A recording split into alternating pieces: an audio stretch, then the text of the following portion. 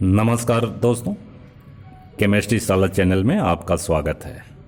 आज का मेरा यह video surface chemistry part 12 and sub topic is electrophoresis and coagulation is also known as precipitation.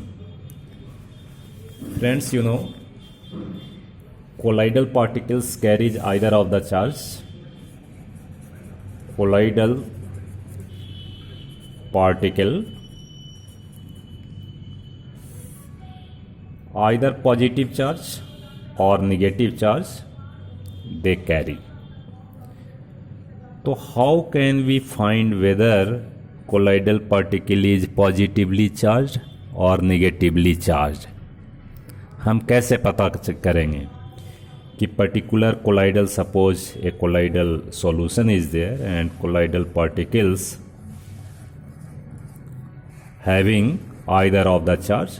So how can we find कि whether these colloidal particles carries either positive charge or negative charge? तो बच्चों थोड़ा guess करो, इसमें क्या guess हो सकता है। गेस यही हो सकता है कि अगर इसमें हम इलेक्ट्रिकल पोटेंशियल अप्लाई करें, इसमें इलेक्ट्रिकल पोटेंशियल अगर अप्लाई करोगे, अगर मान लीजिए कि ऐसा सोचिए, अभी मैं सिंपल वे में बता रहा हूँ कि ये पॉजिटिव और निगेटिव इलेक्ट्रोड अगर हम डाल दें तो definitely there is movement of colloidal particle towards either of the electrode. अगर यहाँ मान लो ये निगेटिव चार्ज कोलाइडल पार्टिकल है तो उस केस में इसका मूवमेंट डेफिनेटली किस साइड में होगा जी, ये एनोड के तरफ होगा। अगर पॉजिटिवली चार्ज है और इसमें दो इलेक्ट्रोड डाल दिया तो इनका मूवमेंट जो है, पॉजिटिवली चार्ज कोलाइडल पार्टिकल का मूवमेंट कैथोड के तरफ होगा। और यू कैन रिकॉग्नाइज कि कोलाइडल पार्टिकल कैरीज पॉजिटिव और निगेटिव चार्ज।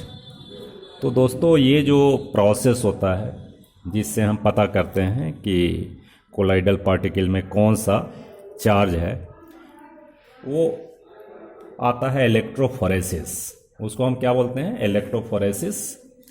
तो एक टर्म आ गया आपके पास इलेक्ट्रोफोरेसिस, जो कि हमें जानना है अभी, इलेक्ट्रोफोरेसिस। अब इसमें हम क्या लिख सकते हैं, क्या डिफाइन कर सकते हैं, बताओ। ये जो है यही चीज़ को लिखना है, इसको लिखना है, तो हम लिख सकते हैं कि the movement of colloidal particles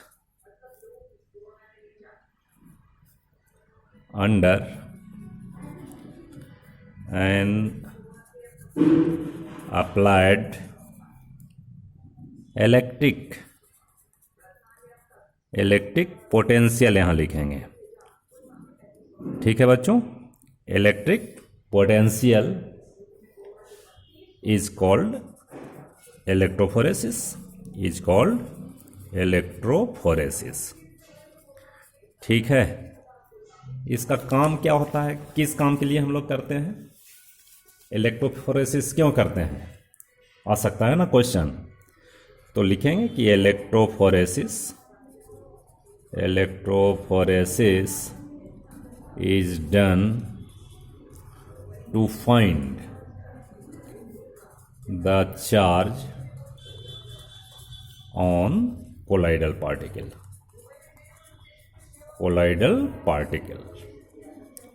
ठीक है बच्चों, बिल्कुल आसानी से समझ सकते हैं।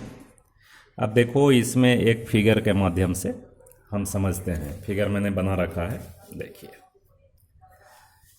ये देखिए इलेक्ट्रोफोरेसिस। थोड़ा आगे बढ़ा लो इसको, हाँ ठीक है। ये ट्यूब है, इसमें हम कोलाइडल सॉल्यूशन फिलअप कर दिए हैं, ठीक है। और एक में पॉजिटिव इलेक्ट्रिक चार्ज है, दूसरे में निगेटिव, यानी electric potential is applied on colloidal solution, इसमें अप्लाई कर दिया। अब ये देखो, ये हमारा पॉजिटिव इलेक्ट्रोड है, ये निगेटिव इलेक्ट्रोड है। अब इसमें आप बताइए कि ये कोलाइडल पार्टिकल का मूवमेंट किस तरफ हो रहा है भाई, ये पॉजिटिव की तरफ हो रहा है, तो इसका मतलब इससे हम क्या पता करेंगे कि इन this figure colloidal particle carries negative charge. ठीक है बच्चों, तो इसमें पता कर लेंगे कि निगेटिव चार्ज है। अब एक चीज़ बताइए, एक चीज़ और देखिए, ये तो पता करने के लिए ऐसा करते हैं, लेकिन यहाँ क्या हो रहा है बताओ। There is accumulation of negative colloidal particle at anode, तो यहाँ ओवरऑल चार्ज इसका क्या हो जाएगा भाई, न्यूट्रल हो जाएगा। न्यूट्रल होगा कि नहीं, और न्यूट्रल होगा तो due to van der Waal force of attraction arises, and van der Waal force of attraction जैसे ही कोलाइडल पार्टिकल में होगा तो यहाँ क्या करेंगे जी, ये प्रेसिपिटेट बन जाएंगे, और इसी को हम लोग कहते हैं कोएगुलेशन। इसी का नाम क्या है भाई, इसका नाम है कोएगुलेशन या प्रेसिपिटेशन, एक ही चीज है भाई। ठीक है, आई बात समझ इतनी। एक इन्फॉर्मेशन और यहाँ देना है, देखो जब इसमें colloidal particles move towards either of the cathode in this figure towards anode, तो एट दैट टाइम क्या लगेगा कि डिस्पर्सन मीडियम जो है that moves opposite to the colloidal particle, यानी there is movement of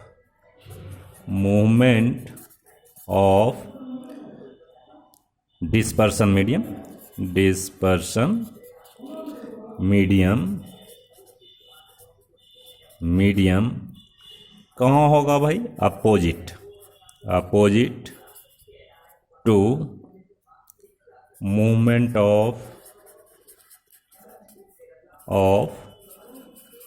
colloidal particle. ठीक है बच्चों, तो देखिए डिस्पर्सन मीडियम को हम क्या जानते हैं बताओ, सॉल्वेंट या सॉल्यूट, तो सॉल्वेंट जानते हैं, ठीक है ना। सॉल्वेंट को ही डिस्पर्सन मीडियम और सॉल्यूट को disperse phase.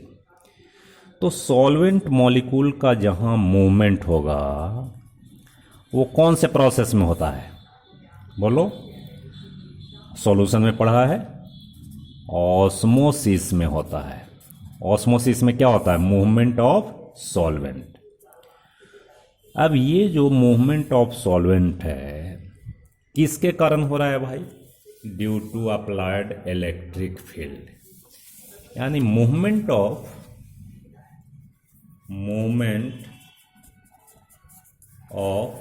Solvent due to electric potential, so it is called electroosmosis। क्या इसको बोलेंगे, इलेक्ट्रोऑस्मोसिस। ये बहुत इंपॉर्टेंट है भाई, ये हमेशा पूछा जाता है कि what do you mean by electroosmosis. Electroosmosis and electrophoresis दोनों बहुत बहुत इंपॉर्टेंट है। आप इसको टिक कर लीजिएगा, याद भी कर लीजिएगा या वीडियो देख लीजिएगा, बात समझ आ जाएगी। चलो बच्चों, अब नेक्स्ट देखते हैं नेक्स्ट इज कोएगुलेशन और प्रेसिपिटेशन। तो बच्चों एक चीज़ समझो कि कोलाइडल पार्टिकल की stability of colloidal particle due to presence of either of the charge, either positive और निगेटिव चार्ज। अगर मान लीजिए इसमें पॉजिटिव चार्ज है, if colloidal particles carry positive charge, then there is force of repulsion between colloidal particle, force of repulsion that stabilize the colloidal solution। ये stability किसके कारण है, stability due to presence of one kind of charge, either positive और negative, it में भी negative भी हो सकता है भाई। मैं केवल पॉजिटिव लिख रहा हूँ, ऐसा नहीं समझना केवल positive, it may be negative also.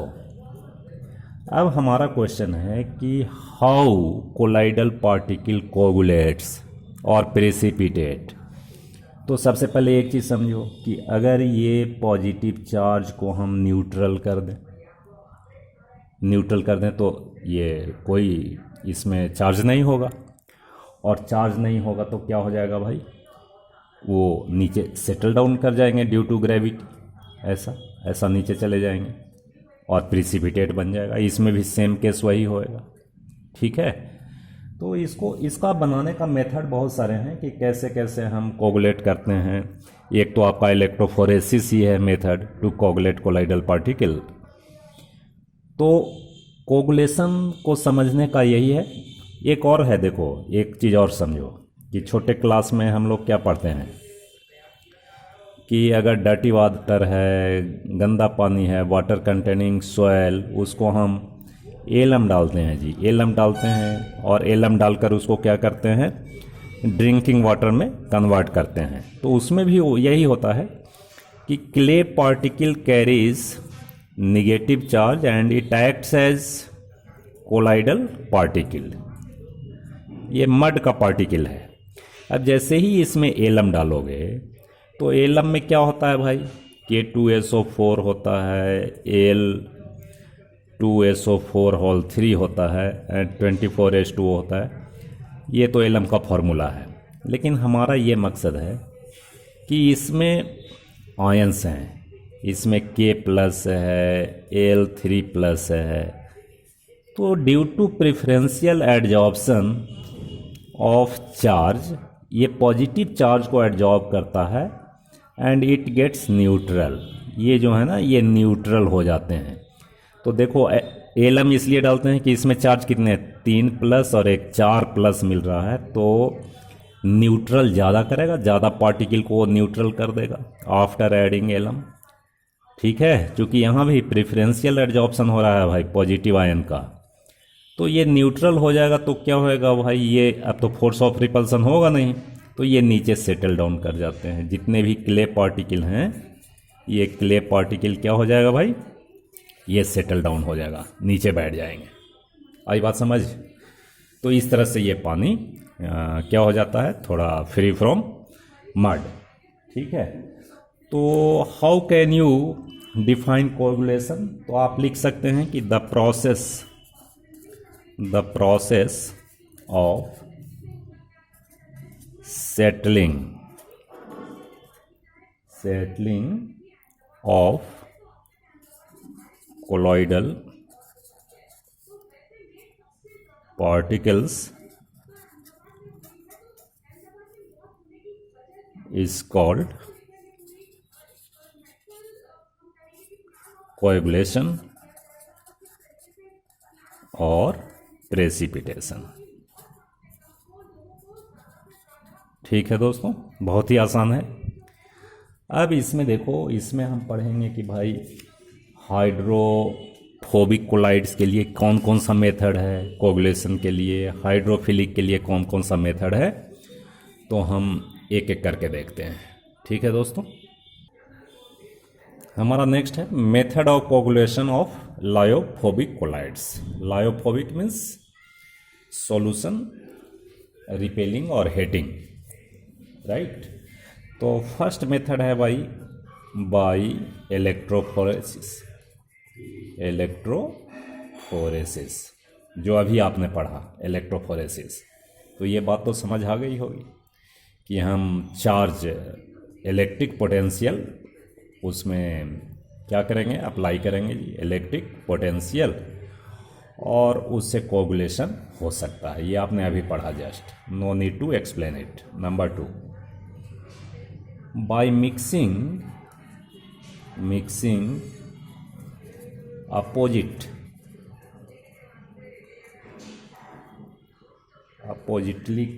Oppositely charge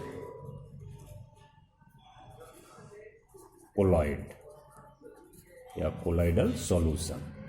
ये भी क्लियर है भाई कि अगर मान लीजिए कि एक सोल है दैट कैरीज पॉजिटिव चार्ज और इसमें अपोजिटली चार्ज्ड कोलाइड को अगर हम मिला देंगे, सपोज निगेटिव चार्ज कोलाइड को इसमें मिला दो, निगेटिव चार्ज को, ठीक है, ये भी कोलाइडल सॉल्यूशन है। अगर मिक्स कर दीजिएगा तो ये क्या हो जाएंगे भाई, न्यूट्रल हो जाएंगे। न्यूट्रल हो जाएंगे तो क्या होगा, अल्टीमेटली कोएगुलेशन होगा एंड प्रेसिपिटेशन होगा। ठीक है बच्चों। Number 3, by boiling. By boiling अगर हम बॉयल करते हैं तो इसमें चार्ज जो होते हैं वो डिस्पर्स हो जाते हैं। Charge on colloids dispersed due to collision. अगर बॉयल करेंगे तो कोलिजन से क्या होते हैं, चार्ज डिस्पर्स हो जाते हैं, और चार्ज जब डिस्पर्स हो गए तो क्या होगा, कोगुलेशन होगा, न्यूट्रल हो जाएंगे और कोगुलेशन टेक्स प्लेस। ठीक है बच्चों। इसके बाद देखो, इसके बाद नंबर 4 बाई परसिस्टेंट डायलिसिस। अगर हम डायलिसिस बार बार करते हैं तो उसमें जो ट्रेसेज ऑफ इलेक्ट्रोलाइट होता है on colloidal particle, traces of electrolyte on colloids, वो क्या हो जाते हैं, वो रिमूव हो जाते हैं जी, अलग हो जाते हैं, डिस्पर्स हो जाते हैं, वो डिस्पर्स हो जाते हैं। ये जो इलेक्ट्रोलाइट, इसमें traces of electrolyte colloids particle में होगा, तो अगर मान लो परसिस्टेंट डायलिसिस, बार बार डायलिसिस कर रहा हो, तो ये चार्ज क्या हो जाते हैं, ये रिमूव हो जाते हैं, और रिमूव होएंगे तो क्या होगा, कोलाइडल पार्टिकल गेट्स न्यूट्रल। ये न्यूट्रल हो जाएगा और अल्टीमेटली क्या होएगा भाई, अल्टीमेटली क्या होएगा, अल्टीमेटली देयर इज कोगुलेशन। ये दोनों कोगुलेट कर जाएंगे। ठीक है। And fifth one is very very important, by addition of electrolyte. By addition of electrolyte. देखिए, अगर मान लो कोई कोलाइडल पार्टिकल है और उसमें कुछ इलेक्ट्रोलाइट अगर हम ऐड करते हैं, we add electrolyte like that, जैसे मान लीजिए ये पॉजिटिवली या निगेटिवली चार्ज सोल है, कोलाइडल पार्टिकल कैसा है भाई, निगेटिवली। अब इसमें कोई इलेक्ट्रोलाइट हम डालते हैं तो इलेक्ट्रोलाइट में क्या होगा, पॉजिटिव और निगेटिव दोनों होगा। बट हमेशा एक चीज़ ये होता है कि प्रेफरेंशियल एडजॉर्प्शन टेक्स प्लेस। तो इस केस में अगर मान लो कि पॉजिटिव चार्ज का एडजॉर्प्शन हो गया, पॉजिटिव चार्ज का, तो क्या होएगा भाई, कोगुलेशन होगा। ठीक है कि नहीं। तो इसका मतलब इलेक्ट्रोलाइट हम अगर ऐड करते हैं तो कोगुलेशन होता है भाई, होता है। घर में भी आप लोग करते हो, जैसे मिल्क है, मिल्क कोलाइड्स होता है, राइट। ये मिल्क क्या है, कोलाइडल सॉल्यूशन है, और इसमें लेमन जूस डालते हो तो लेमन जूस जो है, लेमन जूस ये क्या होता है, इलेक्ट्रोलाइट है। This is electrolyte. जैसे ही इलेक्ट्रोलाइट डालोगे तो दूध क्या हो जाता है भाई, कोगुलेट हो जाता है। इसमें जो कहते हो कि छेना बन गया भाई, पनीर बन गया, नहीं, कोगुलेशन हो गया। तो ये आइदर ऑफ द चार्ज को क्या करेगा, वो एडजॉर्ब करेगा, and due to adsorption coagulation takes place. So आप घर में भी इसको देखते हैं। अब एक चीज़ हमें यहाँ समझाइए कि अगर मान लो कि इलेक्ट्रोलाइट में चार्ज ज़्यादा है, जैसे मान लो कि कोई पॉजिटिवली चार्ज सोल से वो क्या हो रहा है भाई, कोगुलेट हो रहा है। अगर इसमें हम Al3+ डालें तो उससे ज़्यादा कोगुलेशन होगा, या Na+ से ज़्यादा होगा। तो डेफिनेटली जिसमें वैलेंसी ज़्यादा होएगा, more number of charge is there, तो इसका जो कोगुलेटिंग पावर ज़्यादा होगा कि नहीं, इससे ज़्यादा होगा। वैसे ही अगर मान लीजिए कि निगेटिव सोल है, कोई निगेटिव सोल है, ठीक है भाई, पॉजिटिव सोल है, और इसमें कोई निगेटिव अगर हम डालते हैं, तो एक चीज़ बताओ, अगर हम इलेक्ट्रोलाइट डाला PO4 3+ और एक में डाला Cl माइनस, तो तो PO4 3- ये ज़्यादा कोगुलेट करेगा, ठीक है कि नहीं। तो जितना वैलेंसी ज़्यादा होगा कोगुलेटिंग कैपेसिटी ज़्यादा होगा। तो इससे रिलेटेड एक रूल है, वो आपको जानना है। नेक्स्ट बच्चों, हार्डी सेजुल रूल, ये भी आते हैं बोर्ड में, बहुत सारे आते हैं, जो सेम चीज़ बताया, जितना ज़्यादा वैलेंसी होगा वो कोगुलेटिंग पावर ज़्यादा होएगा इलेक्ट्रोलाइट का, right. The statement is the greater the valence of the flocculating ions का जितना ज़्यादा वैलेंसी होगा, the greater is its power to cause precipitation और coagulation. This is called Hardy Schulze rule, ठीक है दोस्तों। अब इसमें देखो, in coagulation of negative sol, अगर आपके पास निगेटिव सोल है तो कोएगुलेशन कैपेसिटी कैसे कैसे बढ़ेगा। निगेटिव सोल के लिए पॉजिटिव आयंस चाहिए, तो इसका वैलेंसी ज़्यादा है, तो ये ज़्यादा कोएगुलेट करेगा in comparison to barium 2+ and in comparison to sodium plus. So बात समझ आ गई होगी। In case of negative, in the coagulation of negative positive sol, इसमें देखो निगेटिव इलेक्ट्रोलाइट डालेंगे और सबसे ज़्यादा फ्लोकुलेटिंग पावर किसका होएगा भाई, तो Fe(CN6) 4-, इसका सबसे ज़्यादा होगा। उसके बाद PO4 3-, SO4 2- एंड Cl-। ठीक है बच्चों, तो बहुत बहुत धन्यवाद।